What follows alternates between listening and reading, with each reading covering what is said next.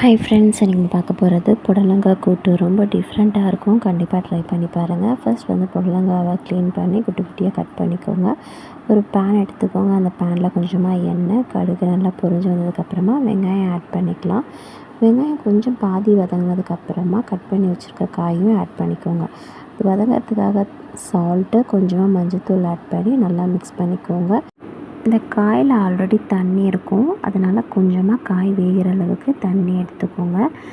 இது நல்லா வெந்துகிட்டே இருக்கட்டும். அதுக்குள்ளே ஒரு மிக்ஸி ஜாரில் வறுத்த வேர்க்கடலை, தேங்காய், கடலைப்பருப்பு, மிளகு, சீரகம், பூண்டு இது எல்லாத்தையும் நம்ம மிக்ஸி ஜாரில் ஒன்றும் பாதியமாக அரைச்சிக்கலாம். இதை கொஞ்சம் எண்ணெய் ஊற்றி வறுத்தும் அரைக்கலாம், இல்லைனா இதே மாதிரி வெறுமாவே அரைக்கலாம். இது நல்லா அரைச்சி எடுத்ததுக்கப்புறமா இந்த காய் நல்லா ட்ரை ஆனதுக்கப்புறம் இது கூட மிக்ஸ் பண்ணிக்கோங்க.